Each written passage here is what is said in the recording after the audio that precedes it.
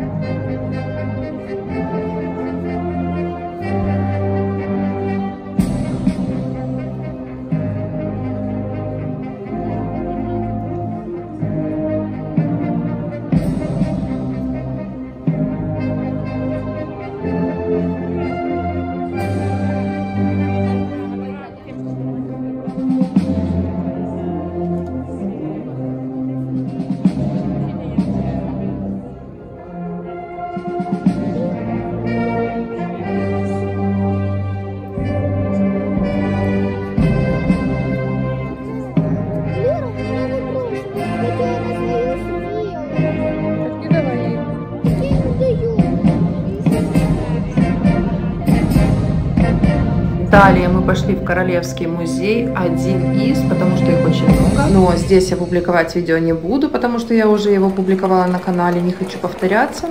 А публикую вам нашу дальнейшую прогулку по набережной и центру города. Королева Кристина 155 сантиметров, Густав III 165, Густав II Адольф 177 и Густав V 192 сантиметра.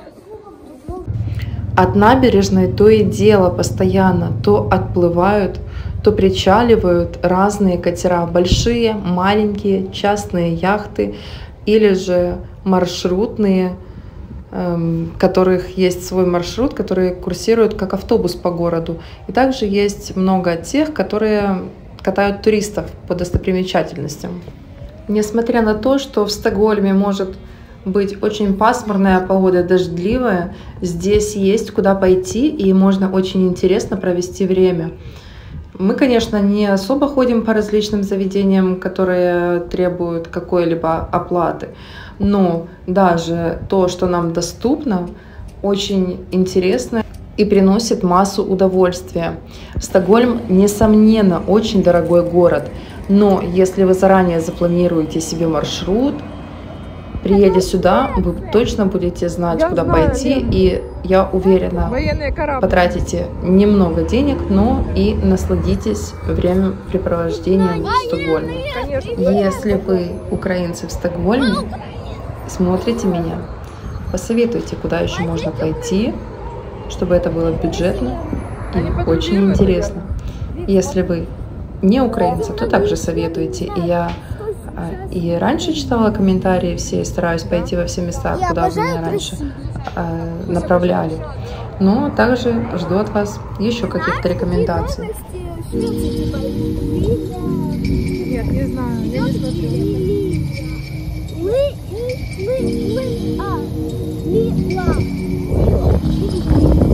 Нет, не знаю, здесь я говорю.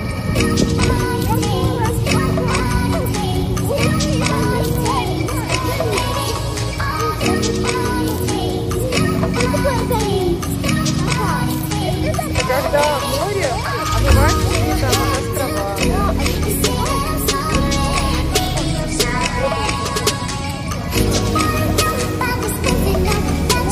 Это не стоят.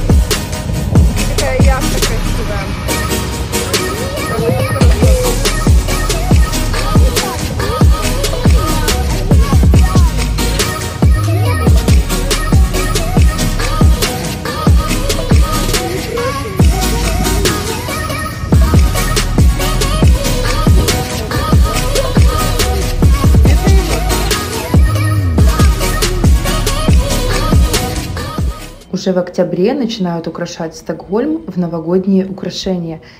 Ну а мы проголодались и плавно переместились с набережной в Макдональдс. Меню на 4 человека обошлось нам в 274 шведских крон. В Швеции, в старом городе Гамластан. Устали и зашли в Макдональдс. Только из-за какой-то подлости, когда мы зашли, тут все столики практически были заняты, а когда мы покушали, тут уже практически никого нет.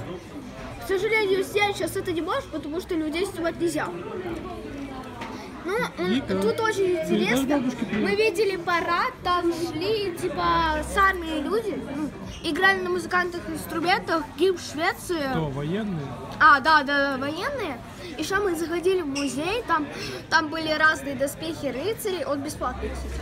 Приезжайте, я засняла кучу видео с этими доспехами, пока у меня память iPhone не заполнилась.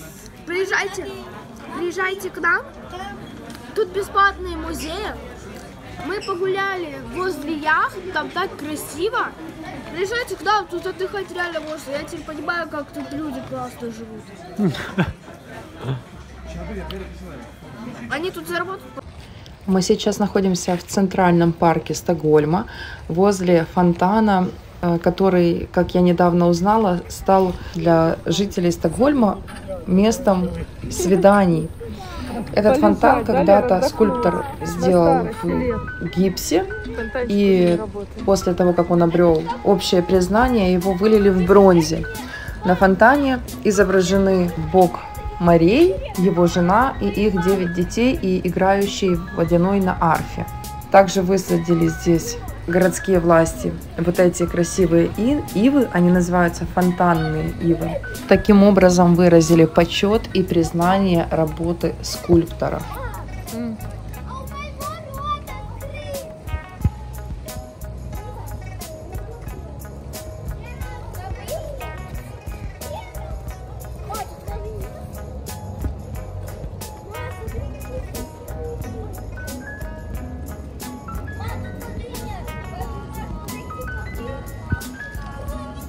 Мне не нужно подходить поближе.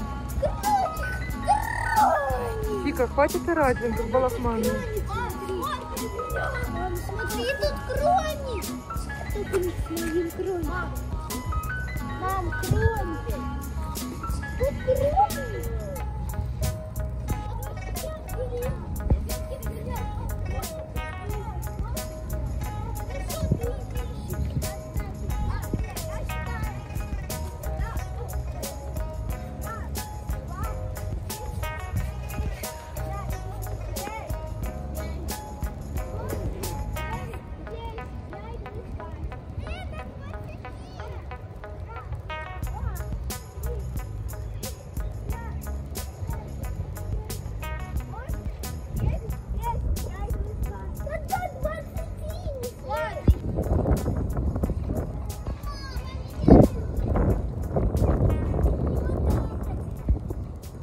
Все, идем, красиво.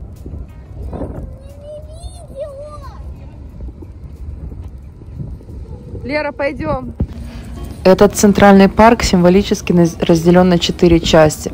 В этой части тоже есть очень известный фонтан. Вокруг него высажены 63 куста сакуры, но мы никак не можем попасть сюда, когда она цветет. Очень много фотографий видела и видео в интернете. Красота неописуемая. Но мы вот пришли сюда осенью. Как-нибудь обязательно я для вас сделаю видео и покажу, какая красота здесь весной.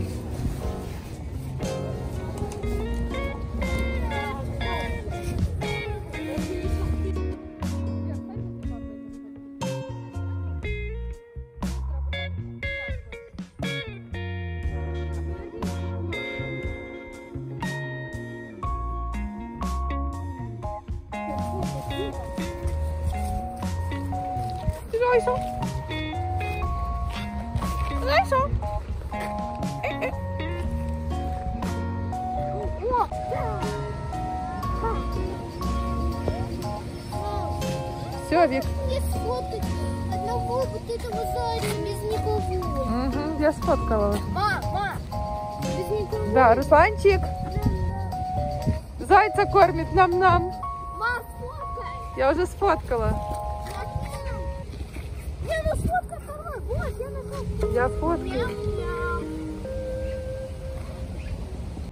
А, вулкан это, мам, другой. Это большая птица с вот таким ртом. Нет, это пеликан.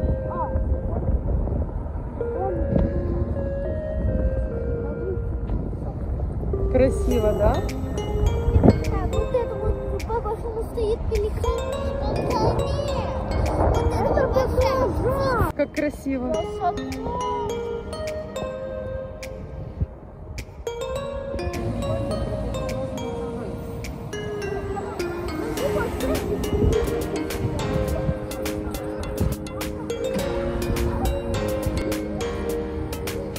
Ты что ты меня трясешь? Я с ним...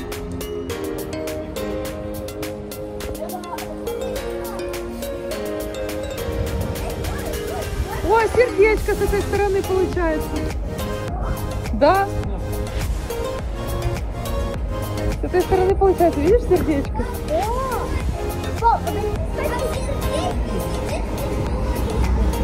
Виктория!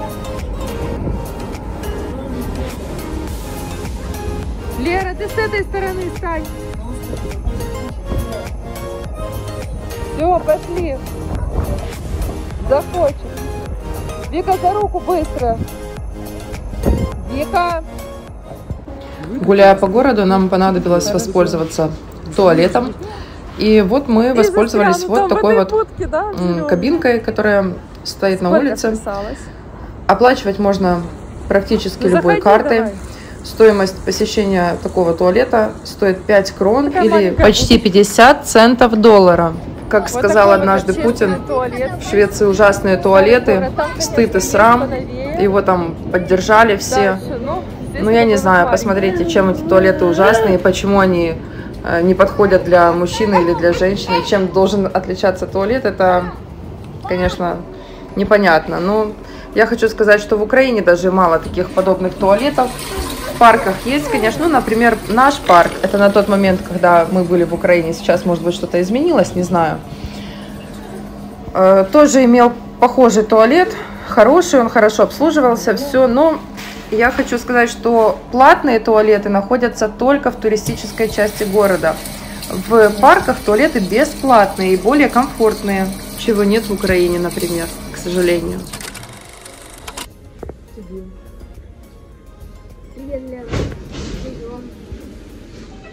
Привет, Лера. Как у тебя дела? У меня хорошо. О, какой лилий.